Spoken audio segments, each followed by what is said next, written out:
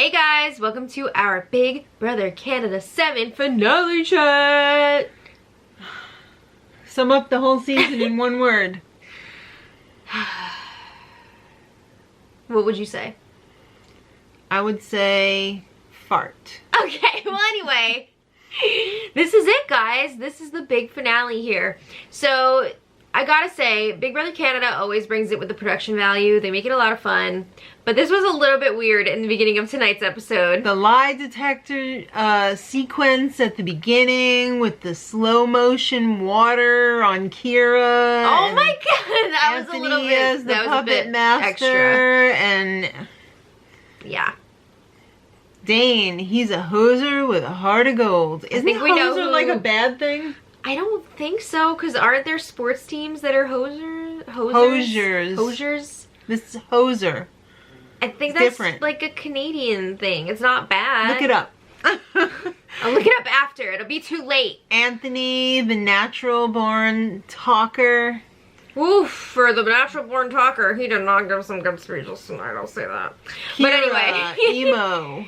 A 12 effing minute recap. Production was really getting their digs in on Kira especially. Mm-hmm. Woo! Alright, it was so that's 12 minutes of my life I'll never get back, which is what most people say about our videos. You know what? I know, right? You know what, though? I don't mind the long recap on the finale because I want to be reminded of what happened. Sometimes they bring out the people that were like pre-jury or even jury. Like, were you even on at the show? end? Yeah, and I'm just like, I don't even remember that person. Like, that feels like years ago. Was that this season? Yeah. So I like the long recap. I do kind of, but you know what? The show does not need to be 2 hours. Yeah. This could be an hour and a half tops. I think like American Big Brother. Hour and a half would really be the sweet spot for this finale. Alright, so the final HOH part 1, they do it the same in the US with the 3 parts. 3 parts. So this was pretty genius. This was a great competition. They had a shallow pool with 3 lanes, and you had to basically float your way under the obstacles, which... Under this, like, horizontal ladder. Yeah.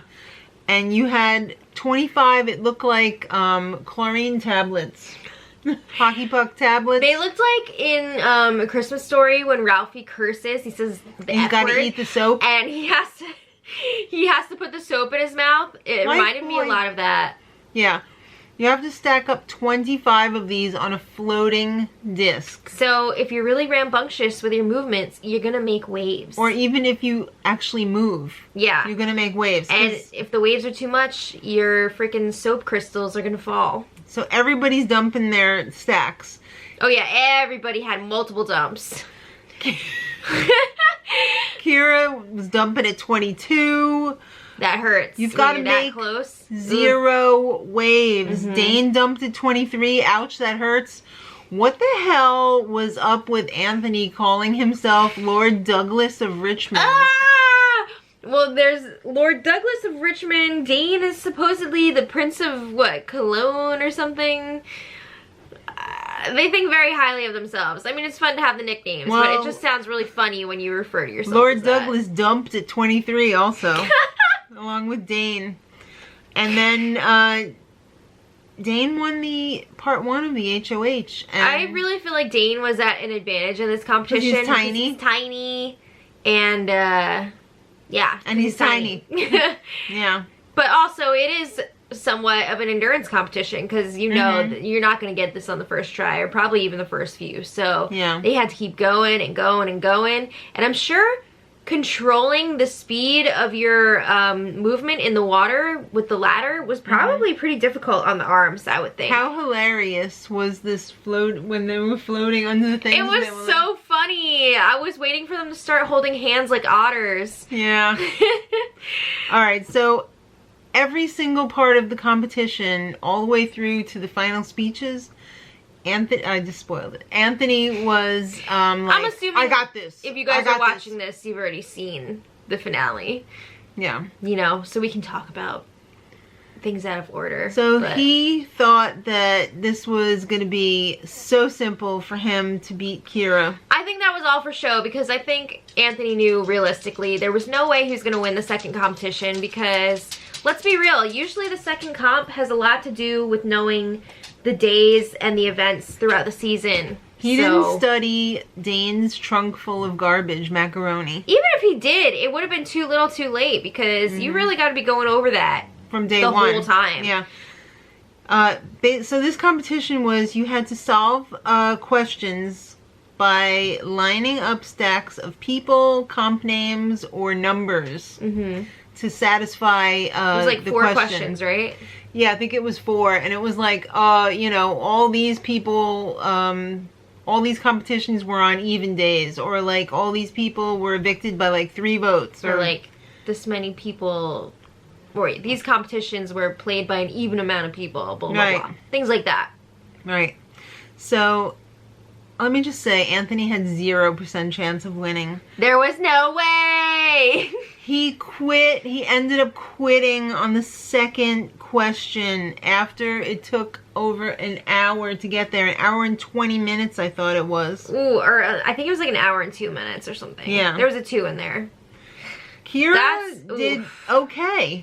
You know what? They won after, they won with a time of 15 minutes and 30 seconds. Kira may not be a very good Big Brother player, but I will say they knew their days pretty well, so.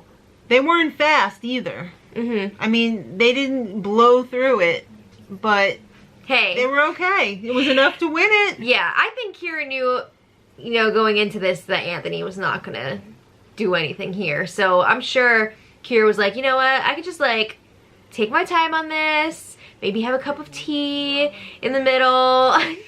Not a care here, not a care. Not a Kira. All right, so it's time for jury roundtable with the none other than the one and only, the iconic, the legend, Ika Wong. Freaking love Ika. Right. I think she's probably my second favorite. Only second to Tim, of course. Ah, Tim! Big Brother Canada player of all time. All right, so Adam joins the jury. Sam was all like, oh no. Now we're not going on a nice trip. Whatever. I don't think they need to. But anyway, because I mean, they live in the same, whatever. Okay, so it sounded like a lot of them wanted to see Anthony walk into this jury roundtable, so they were kind of disappointed that it was Adam. Yeah. Actually, it was pretty mixed. Some people thought it was going to be Dane. Some people thought it was going to be Kira, too. So, they discuss. They say Dane's a great player. They pretty much all agree that, except for Samantha, that Kira was carried. Yeah. Goat. And Anthony is a great talker. But talking will only get you so far. True. So Ika says, don't be petty. Yeah. I didn't see any like huge takeaways from this jury roundtable. There were no like huge revelations here. Not that it was Ika's fault, because she is a wonderful interviewer, presenter, forum leader. It's just like, let's be real, this was kind of a dud of the season in a way. You're not wrong. All right, well anyway, let's get back to the action. HOH competition part 3. Dane versus Kira. Ooh, step into your tunnel. That was, I like that. It was pretty cool. I like that. So you got to answer your questions about the jury members. How well do you know your jury? I like that part 3 in Canada seems much more like skill-based. Much less of a crapshoot? Yeah, I feel like the part 3 usually that they have in the US one is anybody's game. It makes me sad because it shouldn't come down to that. No. So they had to answer A or B, and A or B was a predetermined choice already. So they were a little bit difficult. Really? I thought they were kind of easy compared to things that we've seen in the past. I thought the questions were a little bit easier. Well, it was neck and neck after like the 3rd question, and then, oh my god. Kira knew the correct answer, but selected the wrong letter. And then couldn't stop talking about it. Yeah, and cursing about it. Yeah, and I'm pretty sure that Dane and Kira could hear each other. Mm-hmm. So if I was Dane, I'd be like, hey, pipe down in there. I'm trying to think. There was no coming back from that. Oh yeah, by that point, I think Kira was like half listening to the questions. They were checked out. They got the next one wrong. And then the next one wrong, and I think then they got one right, and then that was it. It was, yeah, there was no coming back from that. Yeah. So Dane evicts Kira, and they freak out. Whoa, yeah, Kira was pissed. Kira seemed really pretty thought, bitter about that. Well, I mean, because they all had final 2 deals with each other. There was like... I mean, you got to expect that, right? Well, Kira was expecting to be carried to the final 2. Because that's what they've been planning all season. And Dane said in his little goodbye eviction speech that he was choosing loyalty over money. He was willing to risk taking Anthony to the end and losing the money because it was the Dane and Anthony show, or the Dane and Douglas show. Well, that's what he was saying to Anthony, but he was also telling Adam it was the Dane and Adam show. But yeah, Kira really thought that Dane was gonna take them to the end. They were freaking pissed as they were leaving the house. They wouldn't even give Dane a hug. Give it up. Get out. Yeah, woo! Woo! All right, so... I have a question though. Do you think that Anthony would have taken Dane to the final 2? No. Because they were saying the whole time, like, oh, the vote would be close. They thought it would be a split vote if the 2 of them went together. But they were like, we've had a deal since day 2. I don't know. Because Anthony had some pretty big delusions of grandeur. So maybe he thought it was okay to take Dane. He yeah, would have won in his own mind. Mm-hmm. All right, so who knows if Anthony had actually won something and was able and was in a position to take somebody to the end, maybe he would have won, but yeah. I mean, he won one competition, but it wasn't really like a pivotal thing. No. You know? All right, so Kira and Arissa have a chat, and Kira said, I got played. I got played by Anthony. He's a crap. Yeah, because Anthony convinced Kira, even though Kira said they made their own decision, to keep Dane last week instead of Adam. Sorry, wait. No. Dane instead of Mark. Right. Sorry. That's okay. You're allowed. This sucked 2 hours out of my brain. Basically, it was a never give up, never surrender, you know, when you think you're almost dead, you're not, kind of thing. So that's cool. Nice. Good job, Kira. Okay. So now, let's bring in the jury. Let's get these guys in here. Samantha, Corey, Esty. I thought that did say Esther. It looks like you wrote Esther. Damien, Mark, Adam. And then the final rural juror. Everyone swore it was going to be Anthony or Dane. Yeah, because I mean, logically, I guess everybody figured it was the best choice to take Kira to the end. Mm-hmm. But no, Kira walks in. They were like, in one of the worst suits I've ever seen. Oh, all the suits today were a little questionable. They were terrible. They all freaking ripped in the arms. Anthony's again was too short. What are you gonna do? No budget. How do you think Mark and Adam felt seeing that Dane took Anthony to the end when the other 2 pretty boys are sitting on the jury?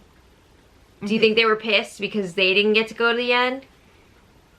And like they thought, okay, well, whatever, I got cut, so I guess he's gonna take Kira to the end.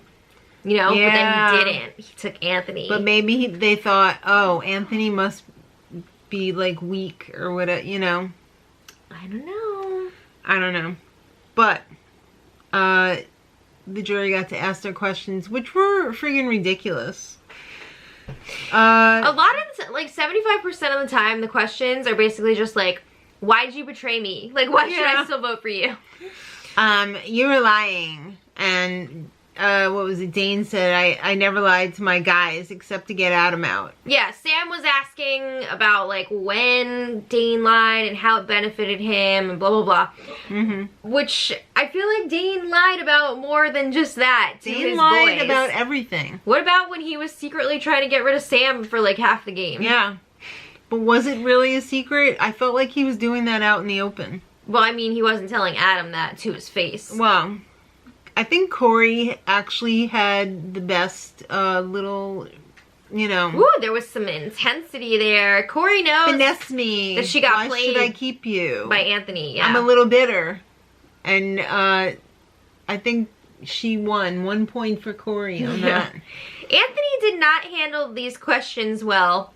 He was saying a whole lot of nothing. I mean, he is one of the best. He spent the whole season saying a whole lot of nothing. Whenever anybody would ask him something in the house, he would always deflect. He was really good at manipulating people. He's one of the best manipulators I've ever seen on this show, but he did not know how to tell everybody about that in this final questioning and final speech. So he really did himself a disservice here. Yeah. You have to wonder if the results would have been at least a little different if he had owned up to his game the best he could have, you know? I think so. I think so. Estes, who cares, blah, blah. Damien, you lied, Dane. No shit. Mark, Dane. What was your most manipulative move? He was talking about how he had a side thing going with Esty and Damien and sort of Kiki. I was falling asleep at this point because this shit I was gonna say your notes got pretty sparse boring. here. It was like the same thing over and over, and I was like, thank you, next. Yeah. Alright, Adam. He was like, Anthony, you were always talking about loyalty, and then when I really needed you, you were not loyal. And I feel like Anthony was not even referring to the same thing that Adam was talking about in his answer, because I feel like Adam was like, dude, why'd you vote me out? Yeah. And Anthony was talking about getting rid of Sam. Yeah. Which is what he talked about for the majority of the season. And then Kira was like, you gave me false hope. Now you give me cuddles. No! Alright. So, the final speeches were weak sauce. I thought Dane's was pretty good. Dane's was okay. The reason why Anthony blew it was because he said he was the #1 guy in the group. He said he was the great white shark in the ocean of whatever. He was saying some like pretty stuff, but there wasn't enough substance behind it. He was talking in cliches. The whole speech was a string of cliches strung together. You know, I always think back to... I was the leader of the greatest alliance ever in the history of everything. And he called himself out as like #1 guy in the group. Big mistake. I think back to like season whatever Nicole won. What was that? 18 of BBUS. Yeah. When she had like specific game moves that she was referencing in her final questioning and speech, and that really showed people the game that she played and the moves that she made, and that's something that I just haven't seen a lot of in the last few seasons. I feel like people are not owning up to all their stuff. No, that is... they're not putting in the prep time that needs to be done. That is definitely why there was a reversal of fortune last season in Big Brother Canada. With Kayla and Paris. That's right. Dane's speech was respectable. He's like, I'm not dumb. I was a well-rounded player. I went in here wanting to make you think I was a lovable fool. He's like, yeah, I lied to a lot of people. Whoops. Yeah, exactly. Hey, I called him a bitch. Oh, wait. We've been catching up on Real Housewives of Beverly Hills. But anyway. So they had the vote. Everybody walked up one at a time, put their thing in, gave a little quip. Who cares? But then they brought out, they put the box aside because they were like, it's time for some fun. Let's bring in the first 6 losers. Preachers! Laura, man, I hardly even remember that you were on the show. I know, we never even got to see her on feeds. And we had such high hopes for her. We thought that she was like, you know, gonna play hard, but I guess she burnt out like a firework right in the beginning. Too much. It was too much. Mackie, honey, you were there for a good time. Love that Skelly outfit. Yeah. Love to watch you dance. Not many people can pull that off. Yeah. But you made some real stupid moves. You said some stupid things. Yeah. They didn't have a choice. Kaylin, honey, you are not 29. Don't ever try that again. Chelsea, for a smart girl, you did some stupid stuff. You ignored a lot of red flags. Yeah. They were big flags. Too little too late, because she did try to set something up with like Esty and Kiki saying like, hey, there's like a guys alliance here, but they didn't have that trust between them. The girls really blew it there. Yeah, they did. They decided to go after each other instead of going against the guys. Eddie, you didn't even have a good time in the house. I feel bad for you. He looked great tonight. He was killing it. I loved his dragon mobile that he had like a boa. He dyed his hair red. Makeup was on point. I guess he's out now. Good for you, Eddie. Yeah. Good for you. Kira. I mean, you can dress flamboyantly like that. Kira, the other Kira. Okay. Kiki. Kiki, right. I hardly remember her. Oh, jeez. She's pretty forgettable, except for her, like, I'm gonna do this. You know, I'm gonna jump on this one. I'm fired up now. Yeah, exactly. All right, so now is the time of the show when they pull out the, hey, look at these secrets. Hey, look at these meltdowns. It's fun watching their reactions during the Secrets Revealed segment. Was your favorite meltdown when Adam punched the boxes? You know what? It was. I really did enjoy that. In the archive room. What did those boxes do to you? No, that was a lot of fun. And Kira's meltdown in the final veto competition. Yeah, walking into that dog door a bunch of times. Yeah. It's fun. Or crawling into it. And then Adam piped up and was like, Dane and I thought there was going to be some competition about the boxes, so we broke them and hid them. Yeah. Who cares? Well, I guess you failed your quiz about the have-nots. You know, when they were going to close the have-nots room. I didn't even get to sleep in the room. All right. How do you think they felt finding out that Damien received not one, but 2 fan votes from Canada? I think I would have been they were shocked. A little bit jealous. I would have been shocked just because Damien was such like a non-player in the whole thing. Likable guy. He really was. He is. He's a great guy, I think. But just from a game perspective, I feel like I would be confused because I wouldn't think that he left that much of an impact on the game. I hate that they put the bromance pretty boys in the secrets category because it wasn't a freaking secret. No, they didn't. Then they had the whole everybody bromance. Knew about it. It was a separate thing. They had a whole freaking bromance montage. Yeah. I think you were falling I was asleep because I was like, I can't do No, they had a whole segment devoted to them. But I mean, they had to because they really did, like, crush the whole season. You know. So that was time for the vote. From a baby. It's the vote reveal, and I am shocked, as well as everyone else, that Dane won unanimously. I had a feeling that Dane was going to win, but I did not think it was going to be unanimous. Anthony did not get 1 vote. Not even Corey! Ooh! Wow. Not Corey, not...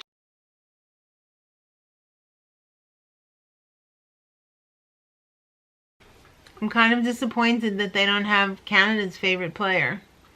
Maybe for like 10,000 or something? I don't know. Because in the American season, they have like second place is what, 50,000? Mm-hmm. And then America's choice is like what? You get 25,000? 25? Yeah, so it's like half of second place. Yeah, so if they did like 10,000 for Canada's favorite player, who would you pick? Who would you have voted for? Yeah. I love Eddie and Damien as people, and they're great, but I think I would have voted for Adam just because I feel like he was robbed. Yeah, he was one of our robbed queens, you know? But I feel like he really loved the game. He really showed his passion for the game, and he played his heart out. I feel like I would have voted for him. Who would you have voted for? I like Damien. I think I would have voted for Damien. I like Damien too, but he just didn't do anything in the game. I'm sorry. Well, I can't reward that. It doesn't say America's best player. No, I know that. Canada's best player. It's like who would you like to throw like a Sia-sized bone to. You know, like, excuse me. Who cares the most about animals? Arissa, excuse me. This is Sia, the musical artist. I would like to give Damien $10,000, please. Yeah.